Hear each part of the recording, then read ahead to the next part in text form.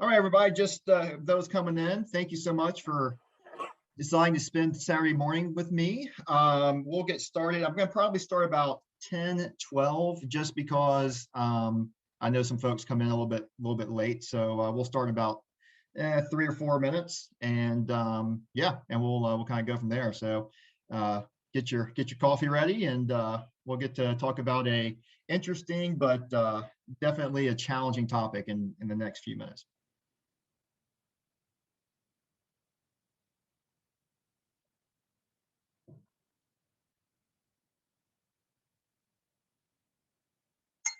Are there any rugby fans out there? Ireland's beating Italy 27 to like 3. So I never watched rugby in my life until we were in lockdown. So, or basketball either. So I watch both now. Anything that brings a little normalcy to life. Scott, my niece lives in South Africa, and she and her husband and now their little baby girl watch rugby. And I don't remember the name of the South African team, but they have like all the rugby shirts and Mhm. everything. It's crazy. Yeah, they love it in South Africa, Ireland, Australia. I honestly don't know what they're doing other than they're just basically running into each other a lot. But then there's like it gets wide open. It looks a little bit like American football. And I'm like, oh, that's cool, And they're playing with like no helmets or very like old school kind of like padded helmets. So it's definitely a interesting game. But I looked it up, because I'm a nerd, I did research. The highest paid rugby player, and this is going to sound silly, but only makes $1 million a year, not including endorsements. So the highest paid rugby player, salary wise, only makes $1 million. I mean, I'm not sure we'd all love $1 million, but in the world of professional sports, that's pretty low. All right, everybody, about one more minute just to see if anyone else joins us. Again, I think you're aware that if you are getting your sketches, put your name in the chat. Um, Welcome again to everyone who just kind of came in. I appreciate y'all spending Saturday morning with me. I am going to wait for one more minute to see anyone else joins us. So make sure your coffee is filled and ready to go, and we'll get started in about a minute.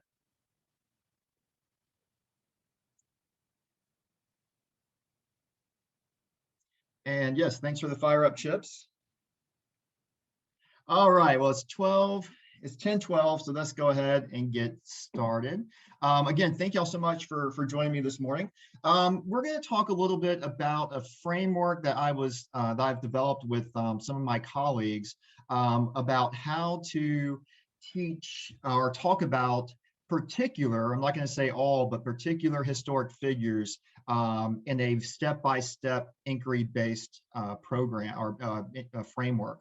Um, I've been to a lot of sessions like y'all have, and there's been a lot of talk about inquiry. What is it? Why is it important? How do you do it? So this is one of many presentations that's going to talk about the inquiry-based process. Just a little about me before we get started with the actual program. So my name is Scott Roberts. I'm an associate professor of education at Central Michigan University.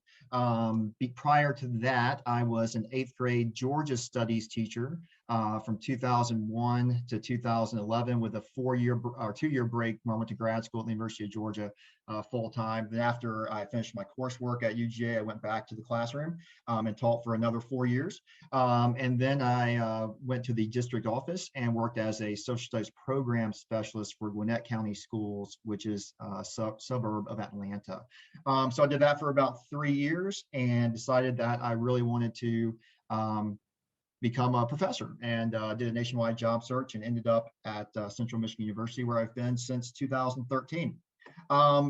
When I was a teacher, like I said, I basically had my pre-grad school career, then my post-grad school career, and I learned a lot about inquiry-based instruction when I was in grad school in 2005.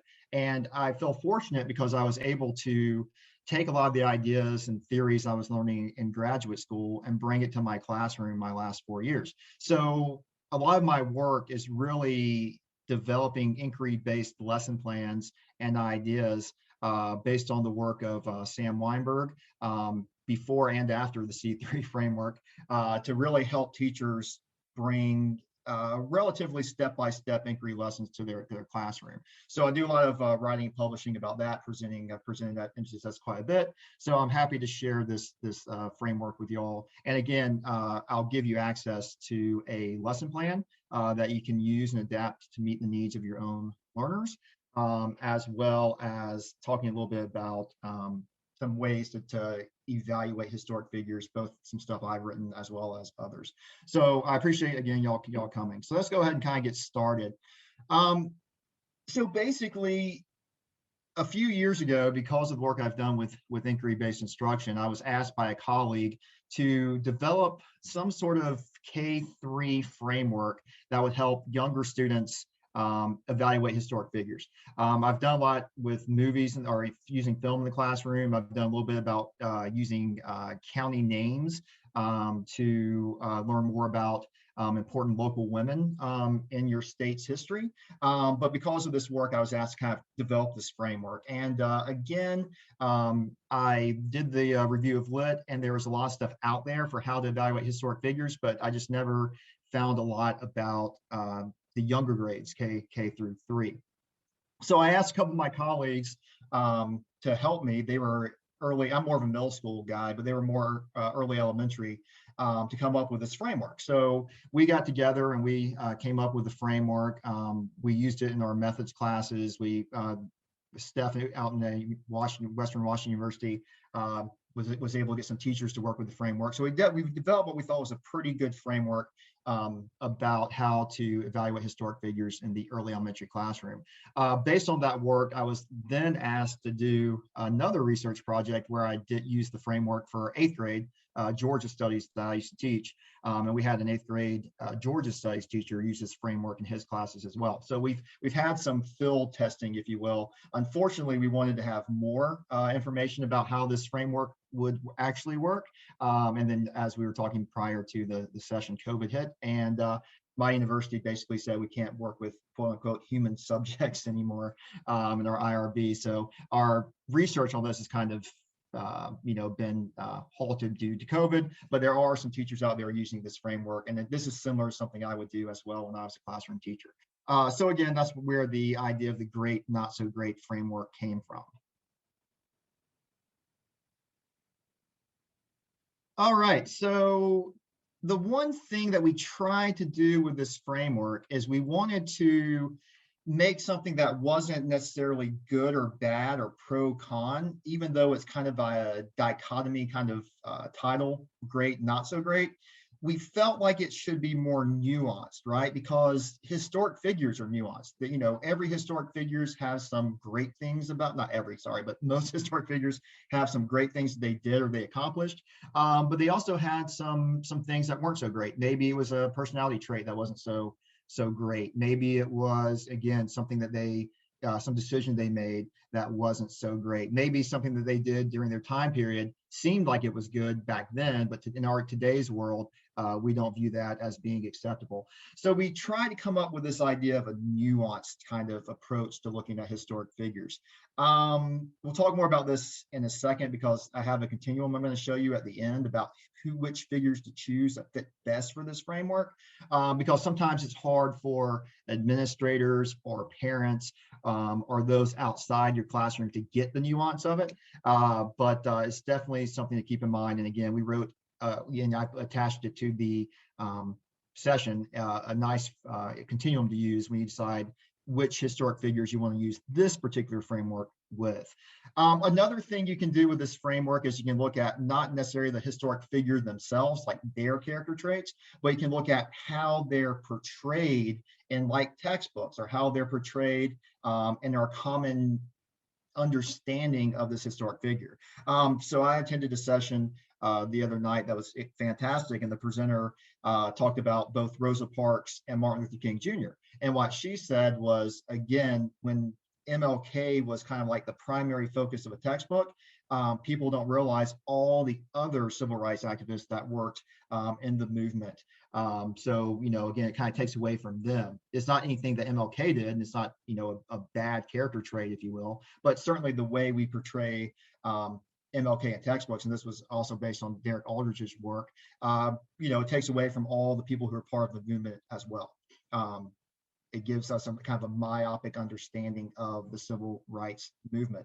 Another historic figure that's talked about quite a bit is Rosa Parks. And Rosa Parks, her story, this myth of tired lady who just didn't want to give up her seat on the bus, takes away from the activism that she had been doing her entire life.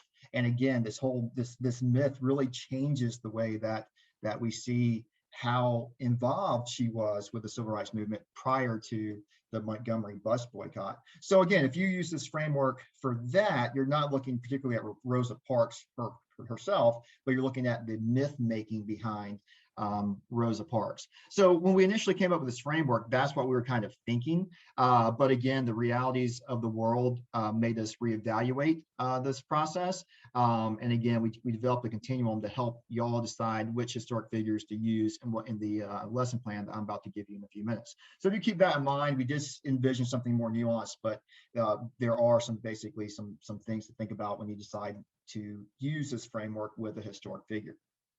Again, my background growing up in the American South and living there until I was 37, I really kind of thought about, okay, how do we break the master narratives of Confederate figures? Because when you live in the American South, and I'm going to show you some pictures in a few minutes, you see statues, you see monuments, you see street names, you see high school names. They're changing now, but for mine up until recently, these historic figures' names were everywhere, which gave them an automatic stature of being almost heroic. Like all the statues aren't showing them lose, they're showing them look very heroic with their sword and that kind of thing, which I'll show you in a few minutes. So in my mind, when I was developing this framework, I was thinking, how can we chip away at the master narratives of these Civil War leaders?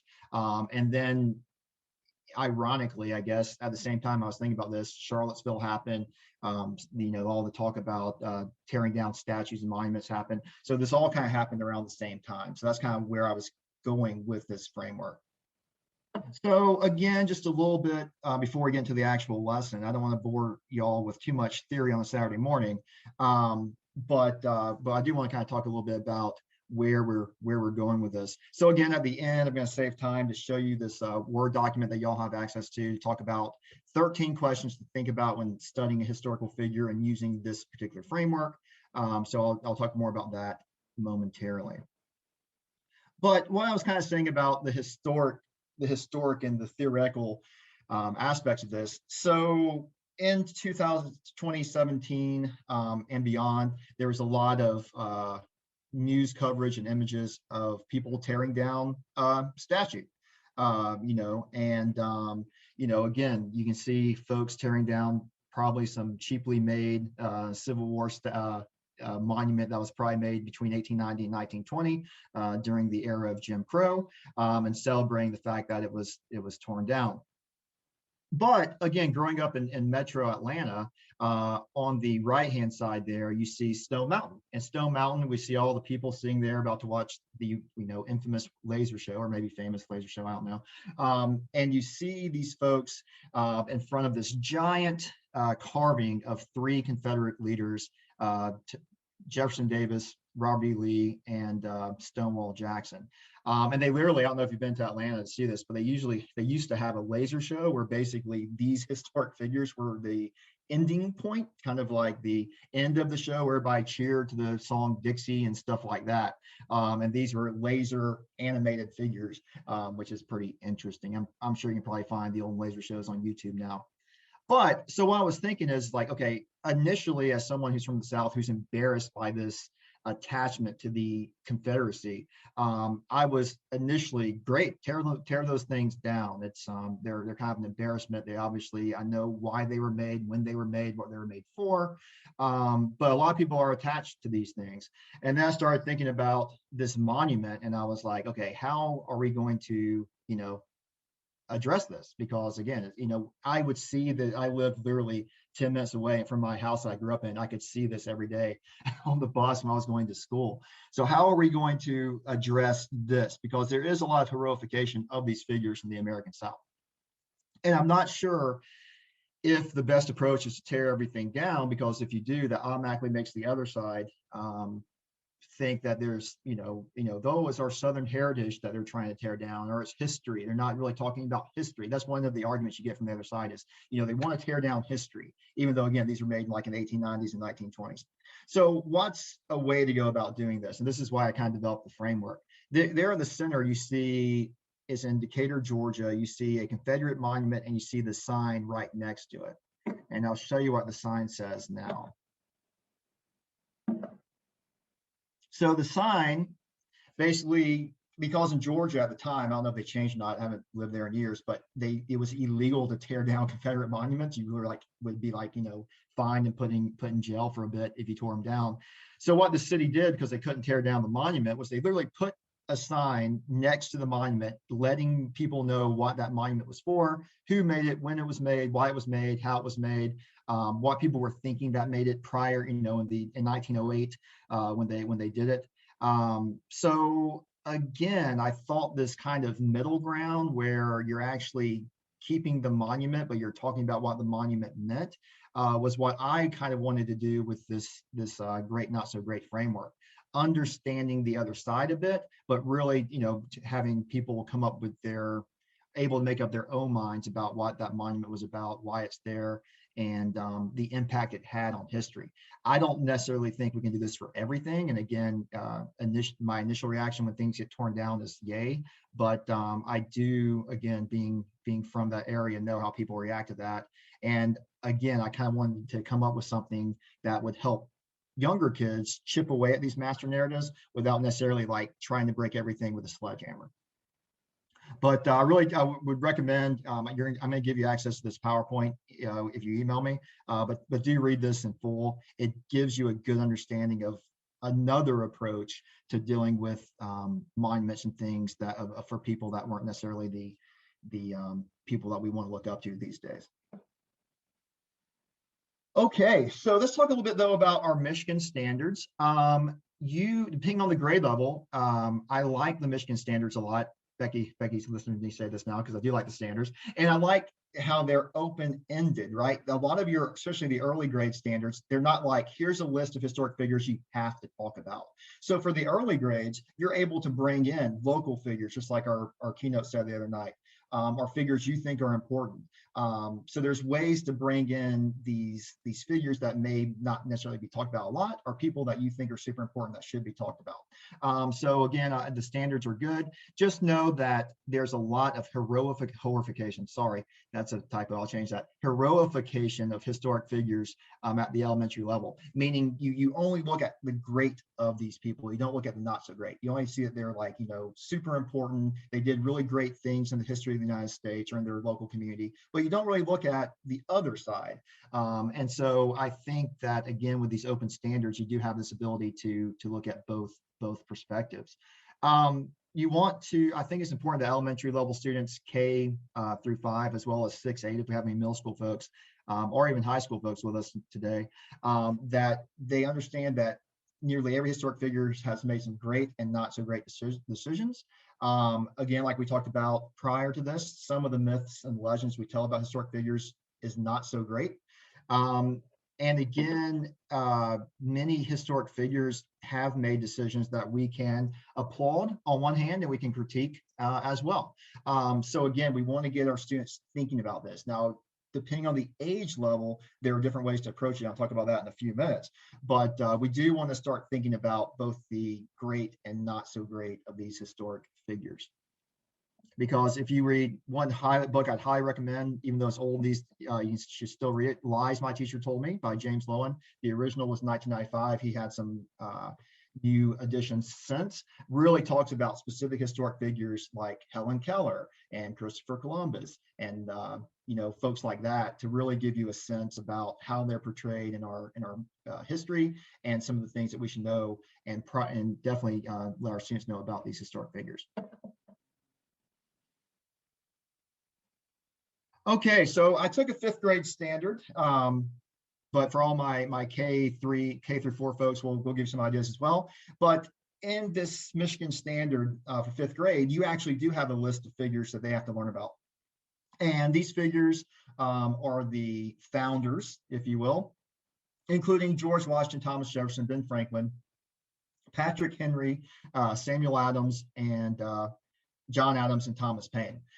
So what I did for to kind of be a example is I chose our friend John Adams to use in our framework. So basically, we're going to look at John Adams and how you would use his framework to talk about him.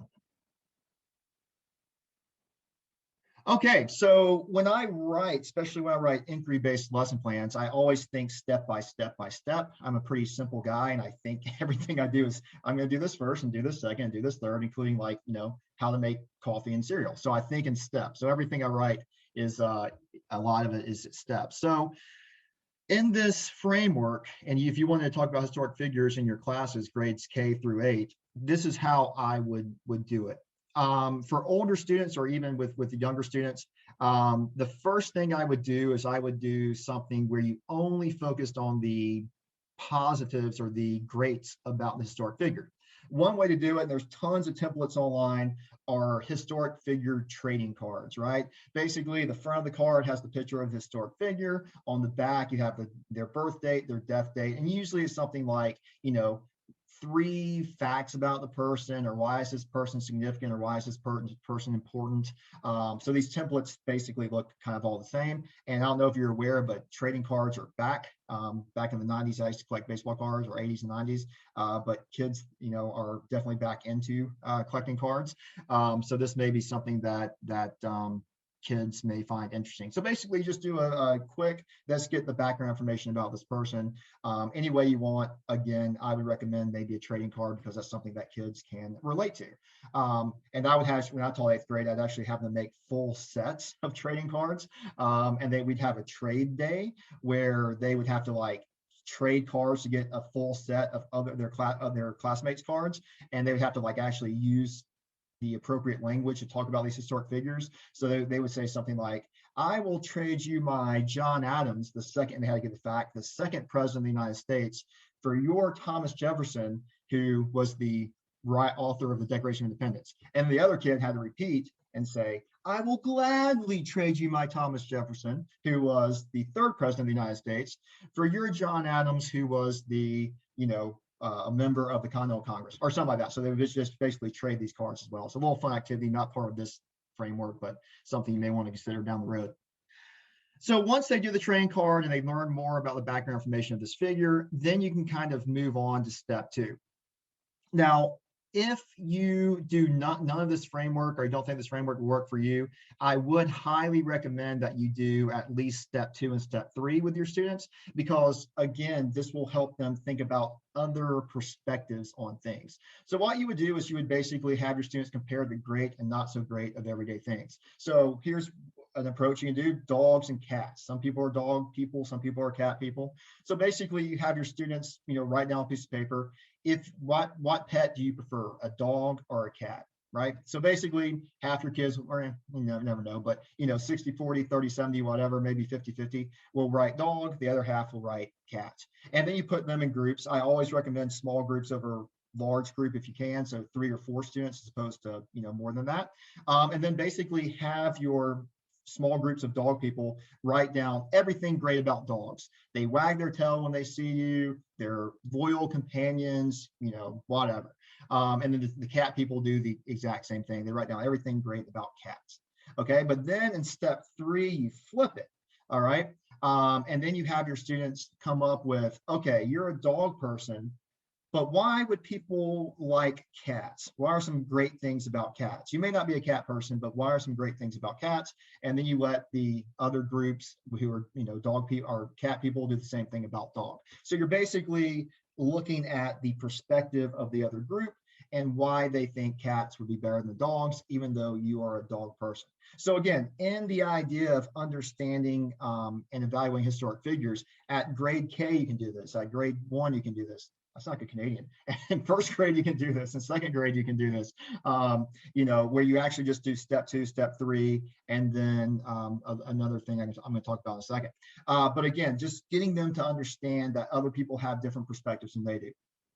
Other ideas that some of my student teachers have used were video games, pizza or hamburgers, anything that they can relate to. And again, just thinking about the other side. Why would someone, even though I'm a dog person, why would someone actually like cats? And vice versa. So do that part. Then once you get into the upper grades, third grade, fourth grade, fifth grade, you can start looking at a historic figure as an example. And there's been a lot written about how to teach Christopher Columbus. I've given you the information about these articles in this PowerPoint. But maybe third grade, fourth grade, fifth grade, you can basically show pictures demonstrating, protesting, and celebrating Christopher Columbus. And we'll talk a little bit about that in a second. And just to see that historic figures, once we move from our own personal taste of, like dogs and cats or pizza and hamburgers, people have the same divisions about historic figures, and Christopher Columbus being one. And the reason why I chose Columbus, other than there's a lot of work written about how you teach Columbus, is also, in the early grades, holidays. There's only 2 holidays named in honor of a specific person, and it's Christopher Columbus and Martin Luther King Jr. So again, they do have a connection from prior grades that they've heard potentially about Christopher Columbus, and they can kind of talk about why people would protest him and why people would celebrate him. After you go through that example, then you pick your figure. Again, we chose John Adams for this, so we'll talk more about John in a second. And basically have them use one source. Now, it could be their trading card, or it could be informational text, or it could be children's lit, but they basically discuss a historic figure using one source. Then you bring in more sources. Again, this is the key to inquiry. They have to use evidence to support their ideas from different sources to get a more nuanced view of the figure, what's similar and different about how this historic figure is portrayed in these sources. It can even just be 2 children's lit books, or it can be a primary source and a secondary source, however you want to do it. And then finally, and you'll see this in the lesson plan that I give you access to, we developed a report card template where students basically write about the great and the not so great about this historic figure, and then they get to give them a grade. Again, when you do historic inquiry, you want the kids to come up with their own conclusions based on evidence, and they get to grade this person. So we just did A, B, C, D. You can throw in the dreaded E or F, whatever your school system is, but they get to choose a grade for this person, and then they have to explain using evidence why they gave that person this particular grade. And again, in the lesson plan that you'll have access to, you'll get a template that you can use, or you can make your own. All right, so there's some chat going. I will get to that as well momentarily before we have to sign out. So this is the framework, and again, you have access. My colleagues and I wrote about Alexander Hamilton to show how to go through the steps of the framework in the article you have access to, because at the time, Hamilton, I guess he's still popular because of the play, but he was really popular when we wrote this lesson plan, even though Alexander Hamilton is not in your standards. But if you're a 5th grade Michigan teacher, you can easily substitute Hamilton for John Adams. Definitely they were contemporaries. All right. So again, here is the step 3, the Columbus. Obviously, people are divided about Columbus. I would say these days, including myself, the majority of people are more on the left-hand side, if this was a continuum. But there's still a lot of people that want to celebrate Columbus. There's an article I've provided for you that is a very interesting take on how you teach about Christopher Columbus at the elementary level. So again, especially for my K2 folks that teach holidays, this is definitely one for you. But it's something to consider. Again, I don't want to go to the history of Christopher Columbus, but you can look it up on your own. But the reason why Italian Americans kind of use Christopher Columbus as their hero was because when they were immigrating to the U.S. especially in the early 1900s, we all know about the prejudice that people had against the Irish and the Italians, and they were able to kind of say, what do you mean that we're not Americans? Christopher Columbus was the founder, we know that's not true, of America. So they really kind of pushed that in cities like New York, with a high Italian population to really say, hey, we're Americans too. In fact, an Italian founded this country, if you will, even though we know that's not accurate. But again, so this is why Columbus does have this. It has become heroified in certain circles. But again, we all know what Christopher Columbus and how he treated indigenous peoples. And there's obviously a lot of people who want to change Columbus Day. A lot of cities have already changed, states are talking about changing or already have changed Columbus Day to Indigenous Peoples Day.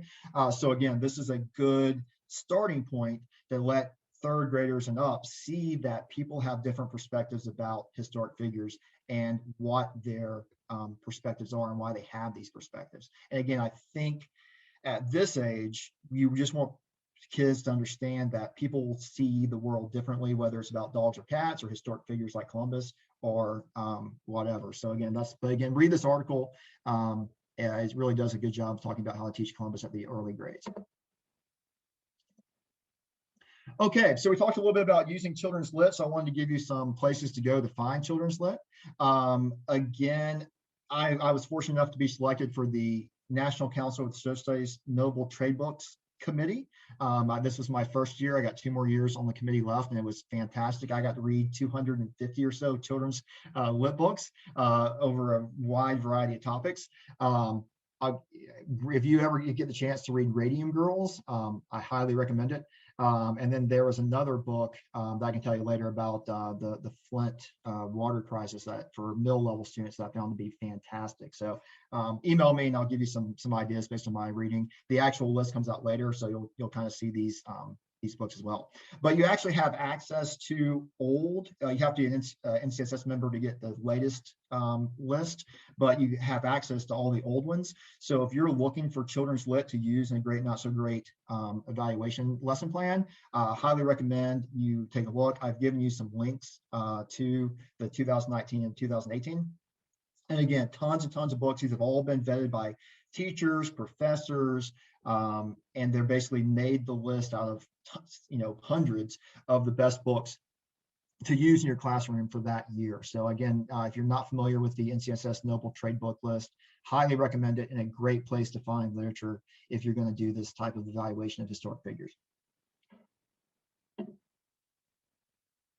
I found a couple. So we're talking about John Adams that I would use. Again, there's one book about John Adams called The Revolutionary John Adams that was published by National Geographic, and it certainly gives you a more positive account of John Adams. This would help you talk about his quote unquote great qualities in this evaluation.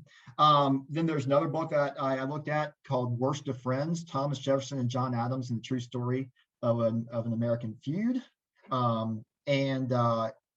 You can see more of a nuanced account of John Adams. John Adams was a big name caller. He liked to call people names and say mean things about people. And I think when you're looking at the great, not so great framework, you can certainly use this book to have kids think about, okay, well, maybe calling people names and, being, and some of the other character traits that John Adams had could be put in their analysis. And again, with the report card, they have to come up with a decision. Is all the great things that John Adams did, is that going to raise his grade compared to him being kind of petty and mean and name caller? So again, you don't tell them what to think. Based on their own conclusions, based on the evidence, they will rate John Adams A, B, C, or D based on their informational text that they're using.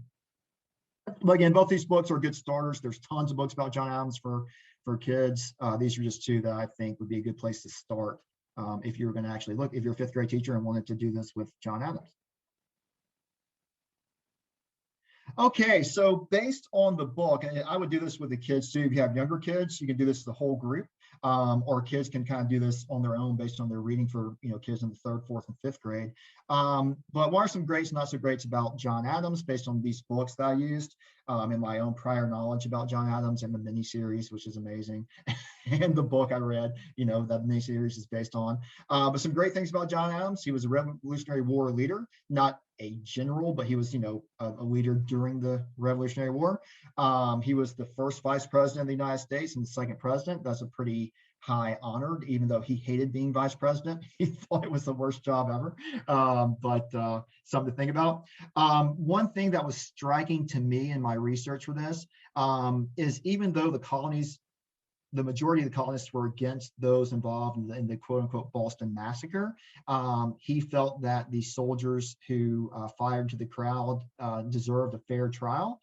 And he actually stayed with his principles, even though it was unpopular, and defended the Boston Massacre soldiers, even though he knew good and well that people were against it, including his cousin, Samuel Adams. So I found that to be a great quality, that he was willing kind of stick with what he believed in and help these soldiers get a fair trial. And then he was a really good diplomat. He was an ambassador to Britain during the American Revolution. He went to the Netherlands and other places trying to get money, France, for the war effort. So he was a good ambassador and did travel during a time that it was really hard to travel to Europe. In fact, he wrote in his diary about how bad it was traveling to Europe and seasickness and being away from his wife and things like that. So he did make some sacrifices to, again, support the idea he believed in, which was American independence. So definitely some great things about Adams. But on the other hand, just like most historic figures, he has some not so greats. He was jealous. He was jealous of Ben Franklin. He was jealous of Thomas Jefferson. He was jealous of George Washington. A lot of jealousy out there, which is not necessarily a good trait to have, even though a lot of people do have it. He was arrogant. He did think that he was, one of the best minds in the colonies and in the eventual U.S. and he probably was, but he wasn't shy of saying how smart he was. Name caller, again, if you read that book about Jefferson and Adams and the things they called each other, both in public and private, we think that we have a lot of division now in our politics. It was honestly just as bad in the 1780s and 90s. So something kind of to talk about. And then again, this is kind of my personal thing, the Alien Sedition Acts. Again, basically just trying to not let the other side, because at this point they were breaking into two parties, really trying to suspend the rights of the other side's freedom of speech, if you will. So something to kind of look into about that. It was a policy that he fully supported, and basically he targeted the free speech rights, if you will, of his competitors or the other party. So something to look into. So again, he has some great and not so great. So with this information, your kids will have to decide, okay, based on what I know about John Adams, what grade am I going to give him, A, B, C, or D?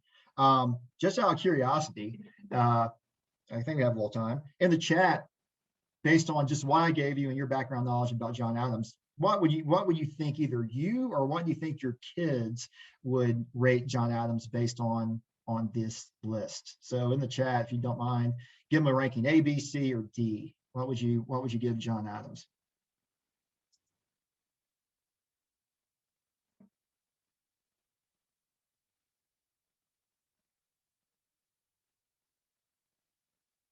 B plus, C, B, C plus, B. Yeah. Keep going, B plus. Yeah, human qualities we all fight. You give Abigail an A. Yep. That could be something to look at too, definitely. Abigail could be just as easy to use in this framework as John. Students give them a B. Yeah, they may not define the great. And yeah, and I think that's where you'll again, this type of activity will have guidance at first, like any inquiry-based activity. You'll be more involved initially, but once the kids get used to the framework, then they'll be able to start doing a lot of this on their own as well. And hopefully the whole idea of the C3 framework is they start doing this on their own. Like they'll, be able to write their own questions and do their own not so great about another historic figure or someone that they're interested in now, like maybe a singer or a YouTuber or something, or a politician.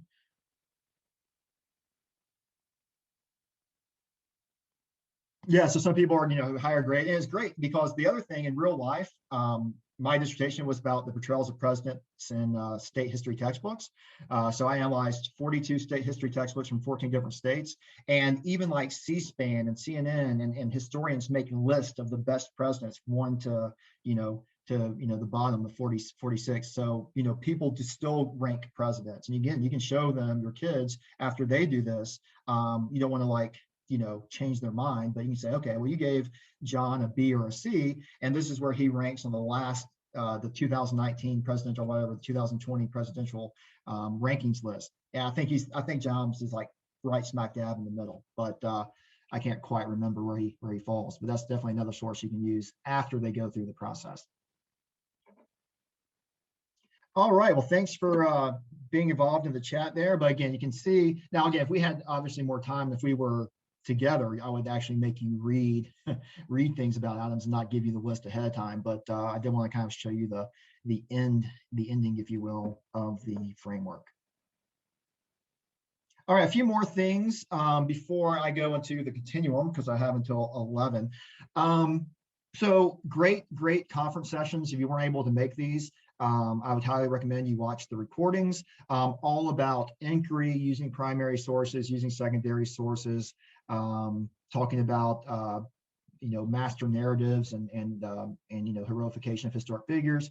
So these were the ones I was able to attend. Just like y'all, I couldn't go to every one, unfortunately. But go back if you didn't attend these and watch them and get a chance. These fall right in line with what we're talking about today. So I told you I did a lot with inquiry-based instruction. And I did want to share some resources that I've written as well as some other folks have.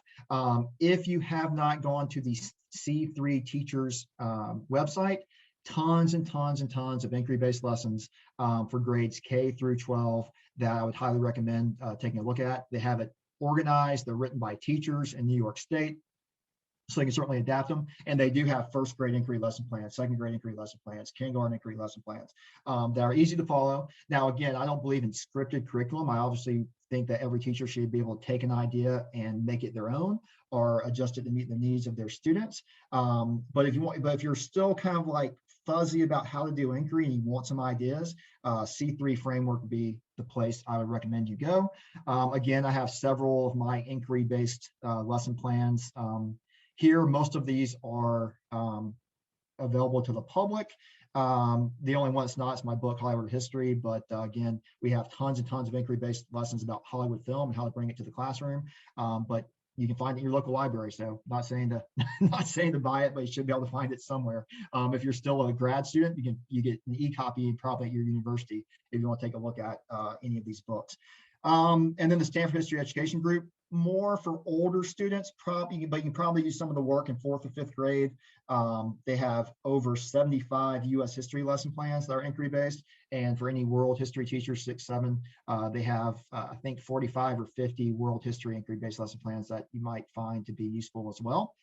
A couple I do want to highlight though, where you look at the actual great, not so great framework. This first one here is the one I just published.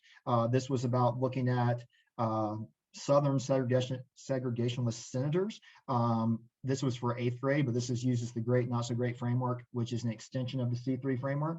And then the one for Alexander Hamilton, again, based on the play there, The Room Where It Happens, using the great, not so great framework evaluating the founders in lower elementary social studies, is in a open access journal called the Iowa Journal. The Oregon Journal of Social Studies, and you can kind of see the lesson plan, and that's where you find the template for the report card if you want to use that. So again, everything except for the Hollywood history book is free and open for you to look at after the conference.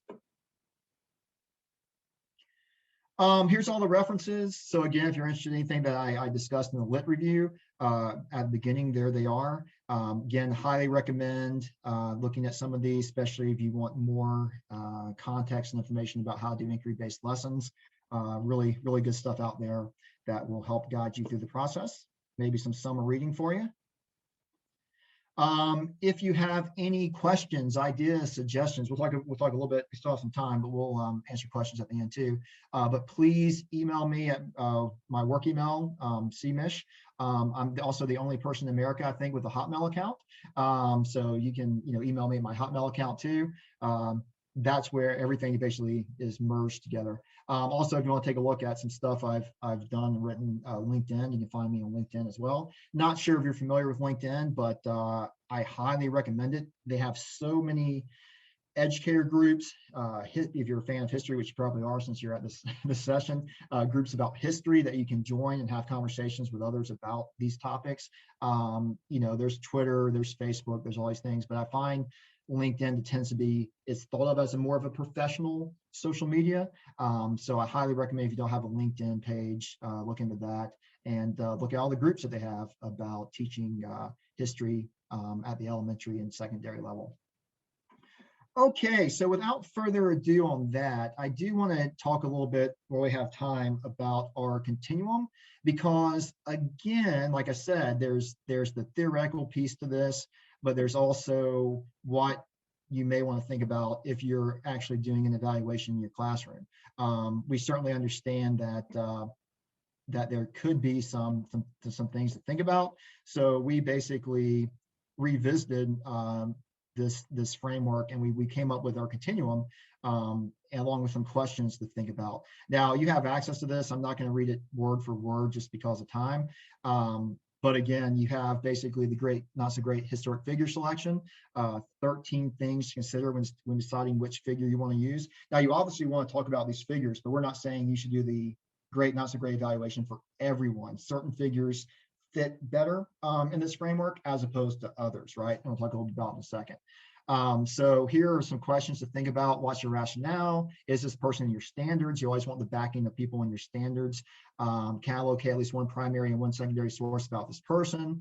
Are there at least 2 different children's literature books in the school media center about this person that can use in your classes or find online? Again, the Noble Trade Book is a good place to go. Think about the nuances and the character traits. There's not much of a difference between being brave and being foolhardy, being confident and being brash, being persistent and being stubborn, or being a leader or being bossy. So again, some people may think being a leader is great, but if you're a bossy leader, you're not so great. So kind of think about the person and the character traits you're finding. When I did this now for the NCSS, when I did a similar presentation, a lot of people wrote that in children's lit, girls are kind of shown as being, the negative, bossy, and not being leaders. So that's a great thing to think about with your students. Is there a difference how female characters are portrayed as opposed to male characters, and the character traits that they have? So something to kind of think about as well as you're going through the process. Really think about, are the great, not so great characteristics of a figure age appropriate? What's the societal connection to the figure? Are people really going to be upset if you basically analyze John Adams? Probably not. But there are other historic figures that people may become upset if you analyze in this fashion. So you may want to kind of not use that person and have your kids learn about them in a different way. And then, do you need any additional permissions for stakeholders to evaluate this figure? So the teacher I'm working with in Georgia, when we decided to use the great, not so great about Senator Richard Russell, we basically got district and administrator approval to use this framework because he was a segregationalist, and we were talking about, again, the great, not so great qualities. So we wanted to make sure everyone was on the same page with what we were doing, because Russell is the reason why we have the school lunch program. He was the founder of the school lunch program, which we all kind of consider to be a great quality, but certainly his absolute opposition to civil rights is certainly, goes beyond the not so great to awful. But we wanted to make sure that all the stakeholders were understanding with what we were doing in the process, because in the Georgia standards, he's mentioned, but it's not even looking at this. It's looking at his involvement in the military buildup prior to World War II, which is almost kind of seen as a positive. So we wanted to, dig a little bit deeper into Richard Russell. And the teacher actually teaches in his hometown, which is why we chose him as well. And then basically, just like anything else, what does your gut tell you about examining the figure? So think about that. Now, on the continuum, we have a list here of the rationale. So level 3, if you choose to use this continuum with these figures, proceed with caution, or use extreme caution. Level 2, proceed with caution. Level 1, go for it. So take a look at this, and there's a rationale behind it, reasons for and against. For all my K through 3 teachers, or even, even fourth and fifth. One thing you can always use this approach with is any fictional character. Usually children's lit, they write these characters where they have some great, not so great qualities, and then they overcome usually they're not so great at the end. But you can most certainly, if you want to get kids thinking about historic figure evaluation, start off with fictional characters, again, because they do have this arc usually. And again, there's not a lot of societal connection to these figures as well. So again, if you have any questions about that, please let me know. All right, so time has flown by. I have one minute. And again, if you have any questions for me, you have my email address. And I'll show that one more time before I get kicked out. And again, thank you so much for joining me this morning. And again, I'm sorry that we didn't necessarily have time for questions, but here's my email address. So in the minute before they kick me out, please write those down, and please email me, and I'll be happy to share anything with you, PowerPoint ideas, anything like that.